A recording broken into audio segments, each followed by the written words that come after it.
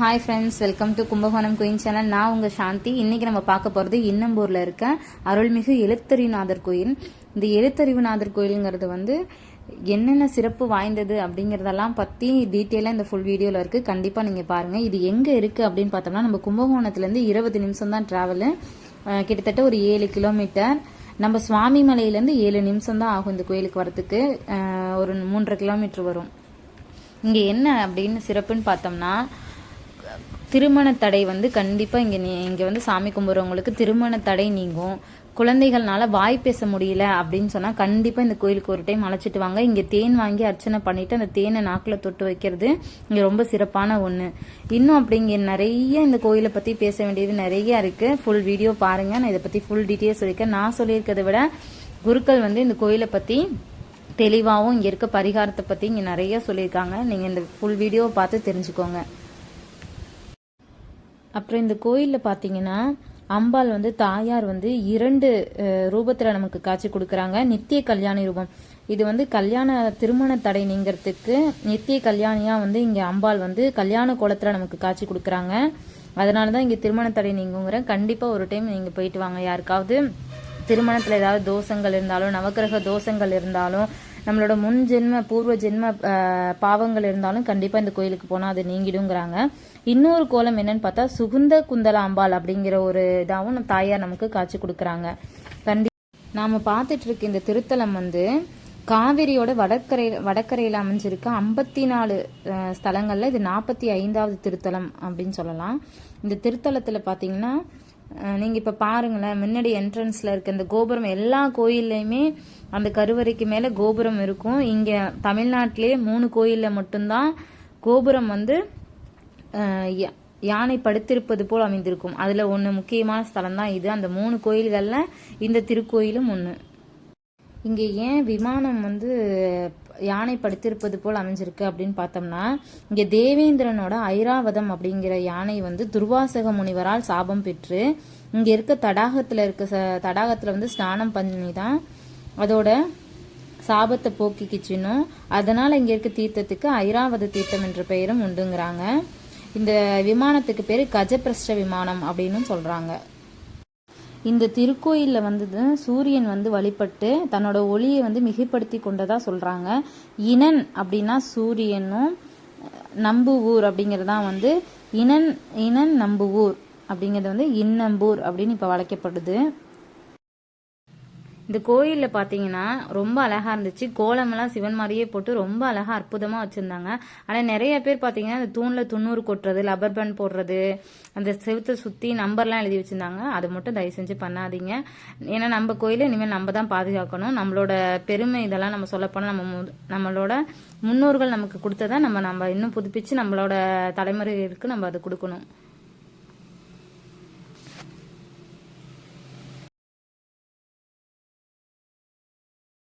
ஓம் ஹர நம பார்வதி பதடே ஹர மகாதேவா. தென்னாடுடைய சிவனே போற்றி, எந்நாட்டவர்க்கும் இறைவா போற்றி. காவாய் கனகத்திரளே போற்றி, கைலை மலையானே போற்றி போற்றி. ஏகம்பத்துரைந்தாய் போற்றி, பாகம் பெண்ணொரு ஆனாய் போற்றி. ஈசன் அடி போற்றி, எந்த அடி போற்றி, தேசன் அடி போற்றி. சிவன் சேவடி போற்றி போற்றி. நம சிவாய வாழ்க. நாதந்தாள் வாழ்க. இமைப்பொழுதும் என் நெஞ்சில் நீங்காதான் தாழ்வாழ்க. குரு பிரம்மா குரு விஷ்ணு குரு தேவோ மகேஸ்வரः குரு சாட்சாத் பரபிரம்மா தஸ்மை ஸ்ரீ குருவே நமः. குரவே சர்வலோகானாம் விஷடே பவரோகிணாம் நிதயே சர்வ வித்யானாம் ஸ்ரீ தட்சிணாமூர்த்தயே நமः. சதாசிவசமாரம்பாம் ஸ்ரீகண்டாச்சாரிய மத்தியமாம் அஸ்மத்தாச்சாரிய பர்யந்தாம் வந்தே குருபரம்பராம் சத்குரு சரணாரவிந்தாப்யாம் நமः. கேயூர குண்டல கிரீடோபூஷிதாங்கம் அஸ்தோத்பலம் கடி கரந்தரதராஜவேசம் ருத்ராட்சருத்ரம் ஜபபூதிலாடபாஸ்வதே யாயத் பிரபங்க சிவசுந்தரமூர்த்தி ரூபம் சிவசுந்தரமூர்த்தி சுவாமினே நமः. இது அகத்தியருக்கு தமிழ் இலக்கணம் உபதேசத்திடம், இலக்கணம் கற்பிச்சிடம், இயல் இசை நாடகம் எல்லாம் இங்கேருந்து தான் தோன்றுவிக்கப்பட்டது. அதனால அந்த வாய் பேசாதவங்க, வாய் திக்கி பேசுறவங்க மெயினாக அந்த படிப்புக்குரிய ஸ்தலம். இந்த வாய் பேசாத குழந்தைகளுக்கெல்லாம் என்ன பண்ணோம்னா, அபிஷேகம் பண்ண தேனா பூக்காம்பு வச்சு தேன் வச்சு எழுதுவோம். அதே இந்த படிக்கிற குழந்தைகள், பசங்க, டீச்சர், ப்ரொஃபஸர், இந்த படிப்பு சம்பந்தமானப்பட்ட அனைத்து பேருக்குமே இந்த பூக்காம்பு வச்சு தேன் வச்சு எழுதிட்டு நெல்லில் எழுதிட்டு போவாங்க. அது ஒரு சிறப்பு. சூரியனுக்கும் தேவேந்திரனோட வெள்ளை யானைக்கும் சாப நிவர்த்தி ஸ்தலம். அதனால நம்ம பாதம் போட்டாலே புனர்ஜென்மத்தில் என்ன பாவம் பண்ணுமோ, இப்போ என்ன பாவம் பண்ணிட்டு இருக்கோமோ அந்த பாவத்தை எல்லாமே சுவாமி ஏற்றுக்கிறதா ஒரு தேகம். தொழுது தூமலர் தூவி துதித்து நின்று அழுது காமுற்று அரற்றுகின்றாரையும் பொழுதுபோக்கி புறக்கணிப்பாரையும் எழுதும் கீழ்கணக்கு இன்னம் பரிசனே. இன்னைக்கு வந்துட்டீங்க, என்னை பாத்துறீங்க, நான் உனக்கு ஆசீர்வாதம் பண்ணிட்டேன், அனுகிரகம் பண்ணிட்டேன்னு இன்னைக்கு சுவாமி கணக்கு எழுதிடுவார். நம் செய்த பாவ புண்ணிய கணக்கு எல்லாமே சுவாமி தான் எழுதுறார். அதனாலதான் சுவாமி பேர் வந்து எழுத்தறிநாதர். இலக்கண கற்பிச்சதுனால அக்ஷரபுரீஸ்வரர்.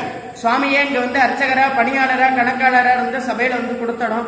அதனால அந்த பிசினஸ் உள்ள ப்ராப்ளம் எல்லாமே சுவாமி சக்சஸ் பண்ணிடுவார். இன்னிலேருந்து ஒரு மாற்றமா இருக்கும். பிரார்த்தனை பண்ணிங்க, எல்லாம் நல்லபடியா நடக்கும். அந்த காலத்துல வந்து யானை தான் பூஜை பண்ணது. அந்த கர்ப்பகிரகம் பாத்தீங்கன்னா ரொம்ப விஸ்தாரமா இருக்கும். நுழைவாயில வந்து கதவுலாம் இருக்காது. சுவாமிக்கு தேவேந்திரனோட வெள்ளையான கஜபரிட்ட விமானம், எல்லா ஐஸ்வர்யம் கிடைக்கிறது ஒரு ஐதீகம். சுவாமி வந்து சுயம்புமூர்த்தி, பூமியிலேருந்து வெடிச்சு வந்தவர், தான் தோன்றியசனர். பிரார்த்தனை பண்ணுங்க, இன்னிலேருந்து ஒரு மாற்றத்தை கொடுத்துருவார். இந்த வாய் பேசாத குழந்தைகளுக்கு வந்து என்ன பண்ணுவோம்னா, வெள்ளி சனி ஞாயிறு திங்கள் இது வந்து அந்த பரிகாரத்துக்குள்ள நாள். அப்பா அம்மா எதுவும் சாப்பிடாம விரதமா வந்துட வேண்டியது. வந்துட்டு எல்லா சுவாமிக்கும் தீபம் போட்டுற வேண்டியது. போட்டுட்டு அர்ச்சனை பண்ணி தேன் வச்சு எழுதிட்டு ஒரு 11 பிரகாரம் வந்துட்டு நமஸ்காரம் பண்ணிட்டு பிரார்த்தனை பண்ணிட்டு நேராக நம்ம ஊருக்கு போயிட வேண்டியது. இந்த படிக்கிற குழந்தைகள் சுவாமிக்கு ஒரு 11 தீபம் போட்டு அர்ச்சனை பண்ணி தேன் வச்சு எழுதிட்டு பிரார்த்தனை பண்ணிக்க வேண்டியது. சொல்லுங்க. இந்த இந்த க்ஷேத்திரம் வந்து கும்போணத்துலேருந்து சுவாமி மலை ரூட்டு புளியஞ்சேரின்னு வரும். அதில் ரைட் கட் பண்ணி நேராக உள்ளர வந்தீங்கன்னா இன்னம்பூர். என் பேர் முத்துக்குமார். இன்னம்பூர் குறுக்க பூஜை பண்ணிட்டு இருக்கேன்.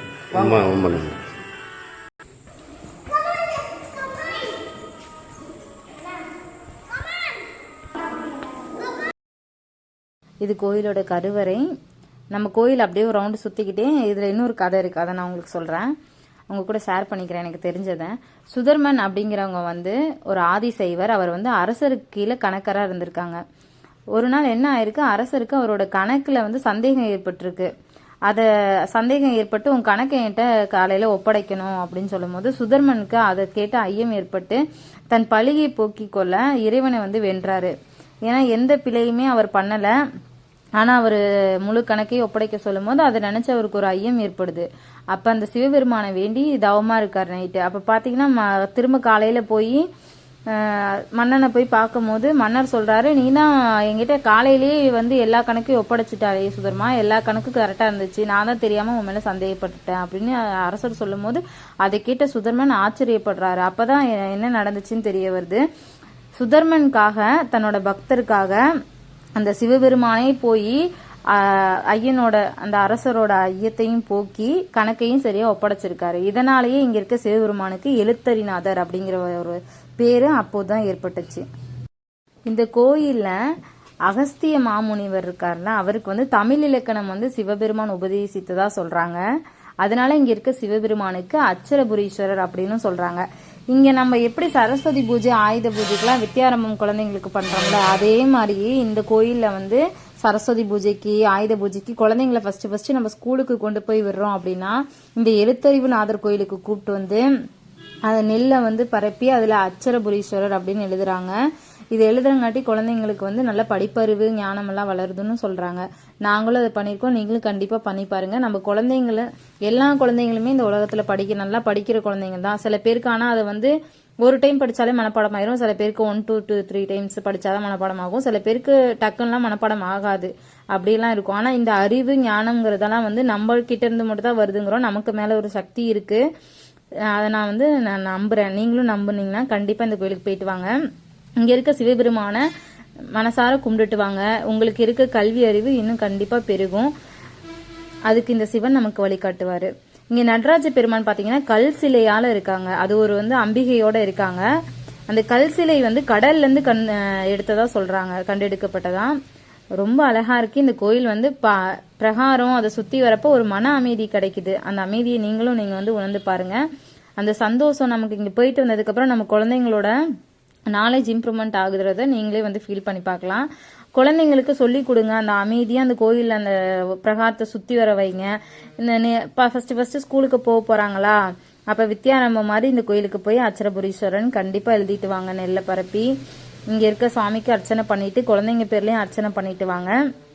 பேச்சே வரல தன்னோட ஒவ்வொரு குழந்தைங்க டக்குன்னு பேசாதுங்க. ஆனா அந்த குழந்தைங்கனால பேச முடியும், ஆனா கண்டினியூவா பேச முடியாது. திக்கு வாய் பேச்சு அப்படிலாம் சொல்லுவாங்க ஒவ்வொன்று. ஆனால் இந்த கோயிலுக்கு அங்கே அழைச்சிட்டு போயிட்டு வாங்க, மனசார நம்பி அழைச்சிட்டு போங்க. மாற்றம் கண்டிப்பாக வரும். மாற்றம் வந்தால் மறக்காமல் கமெண்ட் பண்ணுங்கள். நான் நம்புகிறேன் இந்த கோயிலை பற்றி. எங்களோட நம்பிக்கை எங்களுக்கு இந்த பர்சனலாகவே இந்த கோயில் ரொம்பவே பிடிக்கும். எங்களுக்கு தெரிஞ்சதை நான் உங்களுக்கு ஷேர் பண்ணியிருக்கேன். நீங்கள் இதுலேருந்து ஏதாவது கற்றுக்கிட்டீங்க, இந்த கோயிலுக்கு போயிட்டு வந்து என்னோட வீடியோ மூலயமா உங்களுக்கு ஏதாவது ஒரு வாழ்க்கையில் மாற்றம் வந்திருக்கு அப்படின்னா நீங்கள் கண்டிப்பாக எனக்கு கமெண்ட் பண்ணுங்கள். இந்த வீடியோ உங்களுக்கு தெரிஞ்சவங்களுக்கு ஷேர் பண்ணுங்கள். குழந்தைங்கள வச்சுருக்கவங்கன்ட்டு இல்லை, இது தொழிலுக்குமே மிக ரொம்ப ரொம்ப சிறப்பு வாய்ந்த கோயிலாக சொல்கிறாங்க. தொழிலில் ரொம்ப தொழிலில் வந்து கண்டிப்பாக வெற்றி கிடைக்கும். இங்கே இருக்க பைரவருக்கு வந்து அஷ்டமி பூஜையெல்லாம் ரொம்ப சிறப்பாக பண்ணுறாங்க. இரவு நேரத்தில் நடைபெறும் அந்த பூஜை. கண்டிப்பாக அதுலேயும் நீங்கள் பங்கேற்றுக்கோங்க. அஷ்டமி பூஜையிலேயே கலந்துக்கோங்க. இந்த மணி பார்த்தீங்கன்னா இங்கே ஏற்கனவே வேண்டுதல் வச்சு அந்த வேண்டுதல் நிறைவேறிடுச்சு அப்படின்னா மணியும் வாங்கி இங்கே கட்டுறாங்க. இந்த கோயிலில் நிறைய பேர் கட்டியிருந்தாங்க, பார்த்தோம். இந்த கோயிலை பற்றி இங்கே இருந்த ஒரு பாட்டியம்மா சொல்லியிருப்பாங்க, அதை கேளுங்க. இவங்க கல்யாணமாகி 56 வருஷம் ஆகுதான். கல்யாணமானதுலேருந்து இந்த கோயில் பக்கத்துலேயே தான் இருக்காங்களாம். இவங்களுக்கு லைஃப்பில் நடந்தது சொல்கிறத இவங்க ஷேர் பண்ணுறாங்க, கேளுங்க.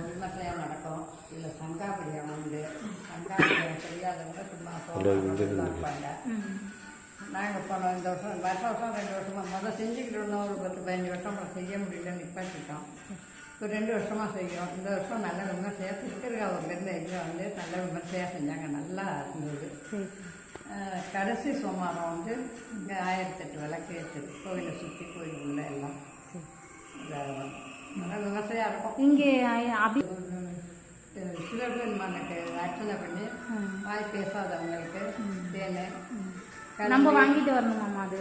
ஆமாம், அர்ச்சனை வாங்குறீங்களா, அது வந்து வாங்கினீங்கன்னா அங்கேயே வாங்கிட்டு 50 தேனை கூட வாங்கிட்டு வந்தீங்கன்னா தொட்டு எழுதி கொஞ்சம் கொடுப்பாங்க.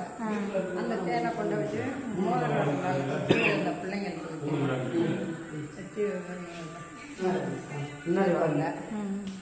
அப்புறம் அதை வந்து 3 தூரம் அவங்கெல்லாம் நல்லா பார்த்து பிள்ளைங்களுக்கு ஒரு திங்கக்கிழமை காலையில் 6 மணிக்கு விளக்கிட்டு சக்கரை கைப்பற்றி சாதம் கேசரி இதெல்லாம் போட்டு நெஞ்சோம் சாமி நம்ம அந்த ஒரு விளக்கை வச்சுட்டு நம்ம சாமி கும்பிட்டு இந்த சாமியை நினைச்சு நீங்கள் விளக்கை வச்சுட்டு சாமி கும்பிட்டு அந்த பிரசாதத்தை 16 பிள்ளைங்களுக்கு குறையாமல் கொடுக்கணும். கூட கொடுத்தா பரவாயில்ல, 16 பிள்ளைங்களுக்கு குறையாமல் கொடுக்கணும். செஞ்சிங்கன்னா இல்லாதவங்க பேச்சு வராதவங்க பேசுவாங்க. தொழில் உத்தியோகம் எல்லாத்துக்குமே சிறந்த கோயில் இருக்குது. உங்கள் பேர் என்ன? பேர் நவநீதம். இங்கே ஊரில் தான் இருக்கீங்களா? ஊரில் தான் இருக்கோம். சரி, ரொம்ப நன்றி. கல்யாணம் ஆகி ரொம்ப சந்தோஷம். Thank you friends. இந்த கோயில் கண்டிப்பாக உங்களுக்கு ஏதாவது ஒரு மாற்றத்தை தரும்னு நினைக்கிறேன். நீங்கள் கண்டிப்பாக விசிட் பண்ணி பாருங்கள். இன்னும் மேலும் நிறைய கோயில்களை பற்றி தெரிஞ்சுக்கிறதுக்கு நம்மளோட சேனலை சப்ஸ்கிரைப் பண்ணிடுங்க. பெல் ஐக்கானையும் கிளிக் பண்ணிக்கோங்க. லைக் பண்ணுங்கள், ஷேர் பண்ணுங்கள். தேங்க்யூ.